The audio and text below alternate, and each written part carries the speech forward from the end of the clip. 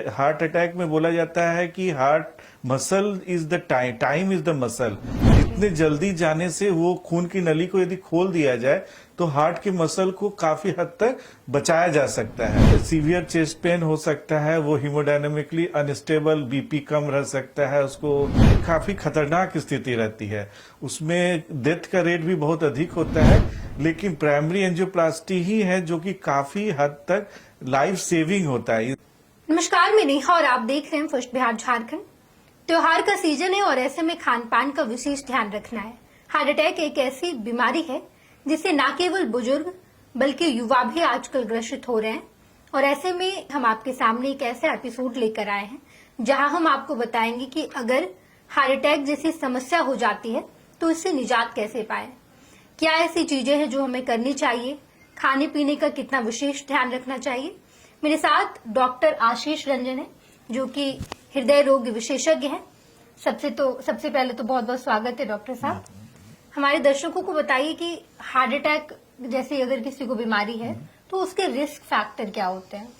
Heart attack के risk factor को दो भागों में बांटा जा सकता है। एक है मॉडिफाइबल, जिसको कि हम अपने में चेंज कर सकते हैं, और दूसरा है नॉन मॉडिफाइबल।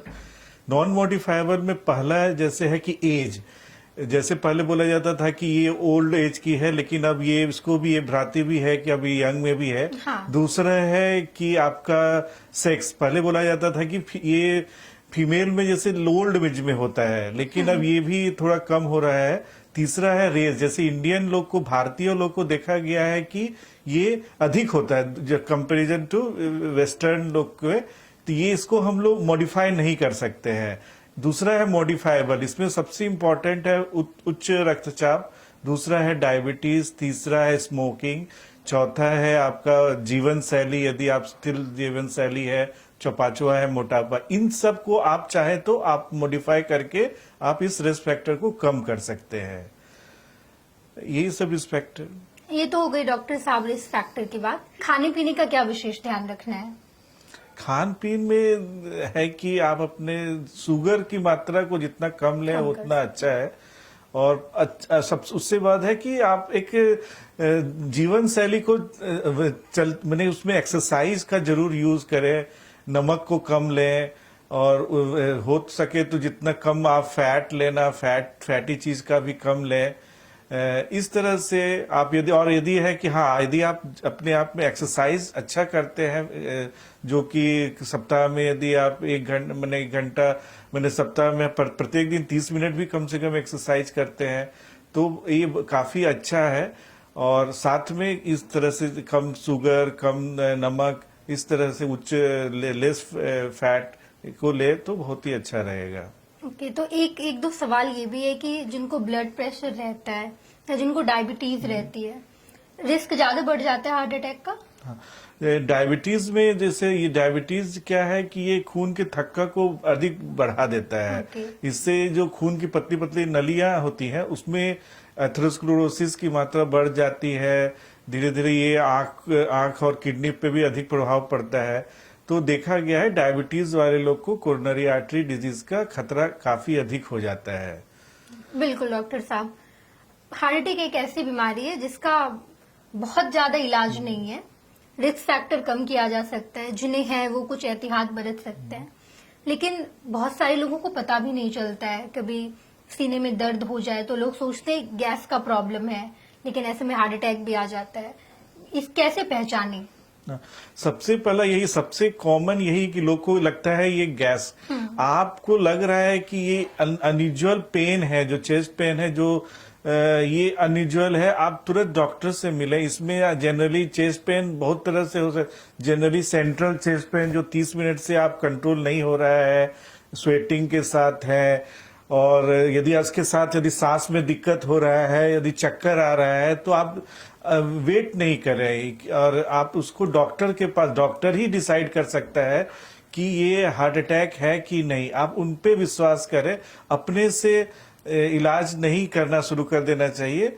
और लगे कि हाँ ये अनयूजुअल पेन है, ये पहले कभी नहीं हुआ था, आप जरूर डॉक्टर की सलाह लें। बिल्कुल डॉक्टर साहब, लेकिन अभी भी 70% लोग गांव में ही रहते हैं। बहुत सारे लोगों को नहीं पता है इस बारे में।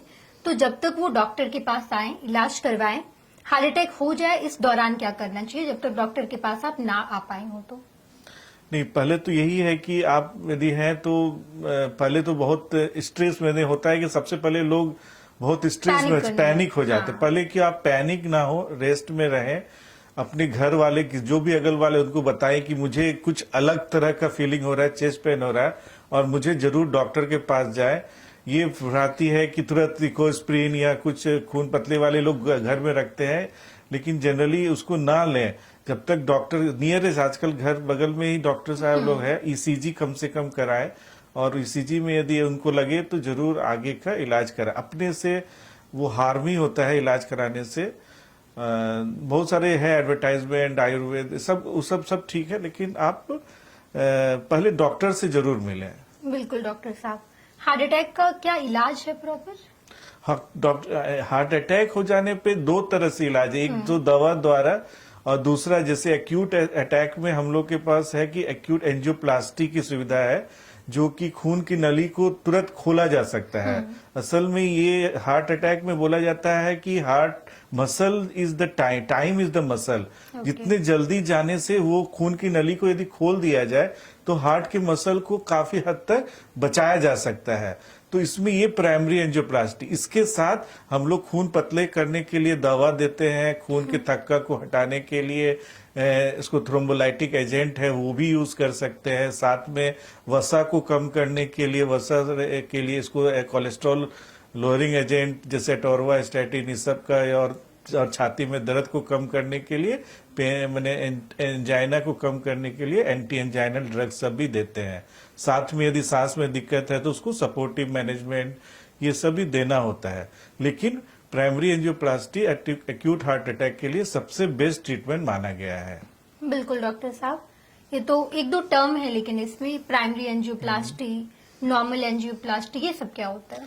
जैसे नॉर्मल, जैसे मान लीजिए कोई आदमी स्टेबल है लेकिन उसको चलते हुए छाती में दर्द हो रहा है और उसको फिर टीएमटी कराया गया, देखा गया, तो उसको एक एज इलेक्टिव बने, उसको कोई अभी अटैक नहीं हुआ है लेकिन उसको एक एंजियोग्राम करके उसमें यदि ब्लॉकेज को ठीक करना, इसको प्राइमरी एंजियोप्लास्टी तभी कहते हैं जब 12 घंटे के अंदर आपको यदि एक्यूट हार्ट अटैक, जिसको एसटी एलिवेशन, जिसमें ईसीजी में एसटी एलिवेशन बढ़ा हुआ रहता है, उसको प्राइमरी एंजियोप्लास्टी कहते हैं।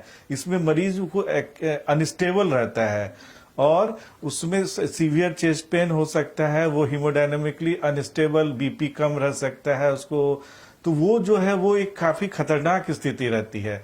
उसमें डेथ का रेट भी बहुत अधिक होता है, लेकिन प्राइमरी एंजियोप्लास्टी ही है जो कि काफी हद तक लाइफ सेविंग होता है। यदि एक सही समय पे शुरुआत में हो जाए तो काफी हद तक इस एक्यूट हार्ट अटैक को बचाया जा सकता है।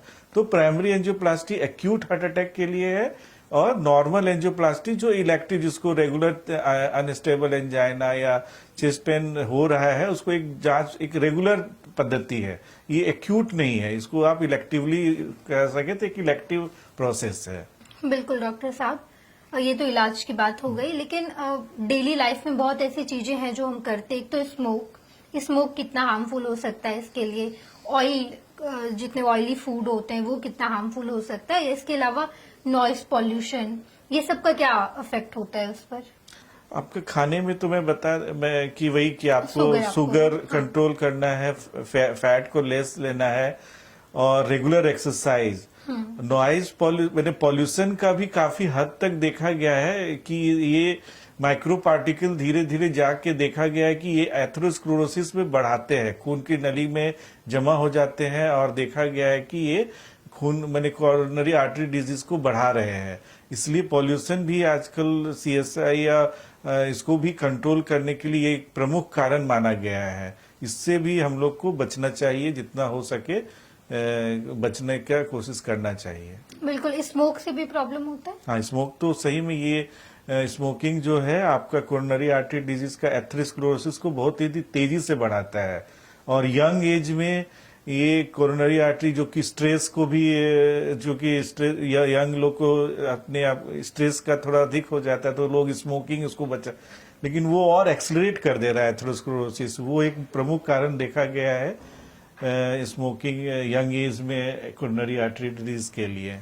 बिल्कुल डॉक्टर साहब, आप हार्ट हॉस्पिटल के डॉक्टर हैं, तो हार्ट हॉस्पिटल क्या क्या सुविधा दे रहा है मौजूदा हार्ट समय में? हॉस्पिटल में हमारे यहाँ सभी तरह की कार्डियोलॉजी से एक इंटरवेंशन कार्डियोलॉजी के लिए और हार्ट फेलियर सब तरह के लिए सुविधा है। इसमें प्राइमरी एंजियोप्लास्टी, कोरोनरी आर्ट मैंने के लिए सब सुविधा है, सभी लेटेस्ट इक्विपमेंट है। हमारे यहाँ सीटीवीएस के लिए भी जो सर्जरी, बाईपास सर्जरी की भी सुविधा है, और जिसको कि हार्ट उच्च रक्तचाप हो, हार्ट फेलियर के लिए भी, क्रोनिक जो मरीज होते हैं उनके भी प्रॉपर व्यवस्था सुविधा हमारे यहाँ है। जी बिल्कुल, ये तमाम व्यवस्थाएं हार्ट हॉस्पिटल में। हार्ट हॉस्पिटल के डॉक्टर आशीष रंजन हमारे साथ थे, बहुत बहुत धन्यवाद सर। त्योहार का सीजन है और ऐसे में आपको खान पान का विशेष ध्यान तो रखना ही है, लेकिन इसके साथ साथ डॉक्टर साहब ने आपको ढेर सारी बातें बताई है। आपको ये तमाम जानकारी कैसी लगी कमेंट बॉक्स में बताइएगा। धन्यवाद। पैनोरमा ग्रुप, जो सोचता है वो करता है। ये लो मुंह मीठा करो, आज मैंने अपना जॉब छोड़ दिया, अब हम पूर्णिया वापस जाएंगे। जॉब छोड़ दिया है? मतलब ये घर कैसे चलेगा, हम करेंगे क्या, और माँ बाबूजी क्या बोलेंगे? इसलिए मैं एक और मिठाई का डब्बा लाया। अपने बिजनेस के लिए लोन अप्रूव हो गया। अरे लोन अप्रूव हो गया वो तो ठीक है, लेकिन पूर्णिया में हम रहेंगे कहाँ? अपना घर भी तो नहीं है वहाँ। इसलिए तो एक और मिठाई का डब्बा अलग से लाया हूँ। हमने पूर्णिया में घर ले लिया है, पूर्णिया के ई होम्स पैनोरमा में। पूर्णिया में पैनोरमा ग्रुप लेकर आए हैं ई होम्स पैनोरमा, बड़ा घर, आलीशान जिंदगी और अत्याधुनिक सुविधाओं के संग। अरे अरे, अब क्यों मुंह मीठा करवा रही हो? क्योंकि हम घर वापसी जो कर रहे हैं। घर वापसी की खुशी पूर्णिया में ई होम्स पैनोरमा के संग। E homes panorama, luxurious lifestyle redefined. Bharatiya Janata party का सदस्य बनने के लिए 8800002024 पर मिस्ड कॉल करें। निवेदक, भारतीय जनता पार्टी, बिहार।